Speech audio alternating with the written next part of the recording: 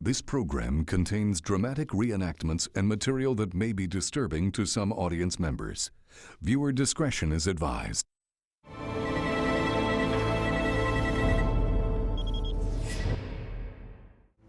Four years would pass before police would find that new direction for their investigation.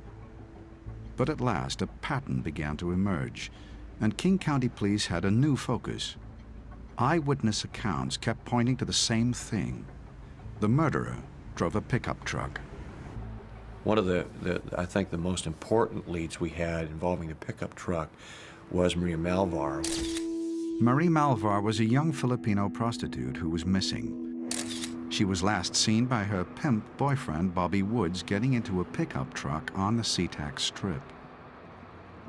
He was actually watching Marie work and saw her appear to make a date with John in a pickup truck.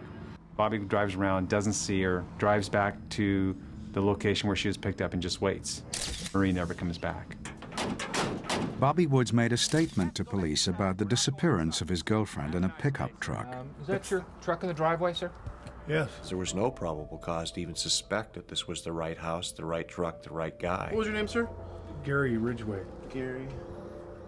But the advances in DNA didn't just mean that the police could now identify victims. It also gave them the chance to identify the murderer. Police scientist Gene Johnston knew how important this evidence would be. I remember being able to look at the slide, and there weren't a lot of spermatozoa on there, but there certainly were several. And I knew if there were several, there was a chance, even if the evidence was decades old, that I might be able to get a DNA typing profile. Two other samples taken from victims in the river had also been tested by Gene's colleague. She'd matched exactly the DNA profile she'd extracted to a saliva swab taken from one of the police's prime suspects. She knew that it matched it, so she was just jumping around in that room. She was just so excited. And I started to share her excitement because I could see that it was going to be another matching profile. On November 30, 2001, King County Police waited to arrest Gary Ridgway as he left his place of work.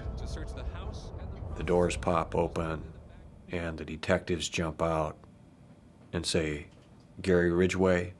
He says, "Yes."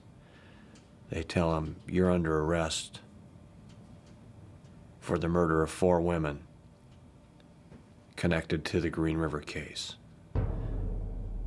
And he doesn't say anything except, "Okay." But Gary Ridgway claimed he was innocent, and Ridgway's lawyers were building up a strong case. Mark Prothero was part of the defense team. Good morning. Please be seated. The fact that his DNA was found in a prostitute that he'd had sex with was not proof that he killed that prostitute.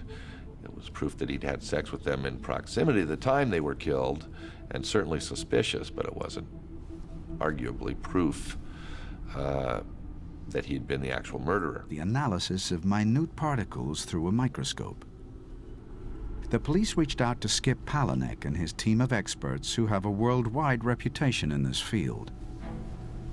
Been called in to work on a number of, I guess what you call high-profile cases over the years.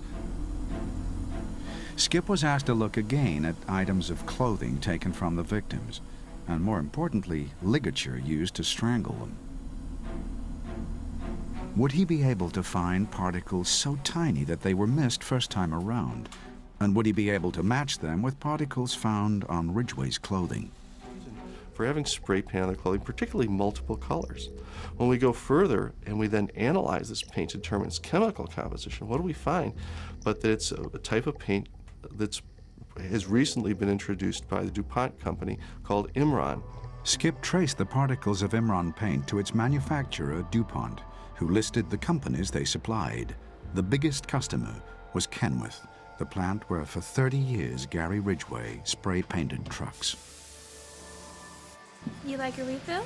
The links to Ridgway were indisputable now for 7 of the murders. Time for Prothero and the defense team to change tack. Ridgway also admitted Carol Kristensen, the young waitress that he murdered, was a deliberate attempt to throw police off his trail when they came to his door looking for Marie Malvar.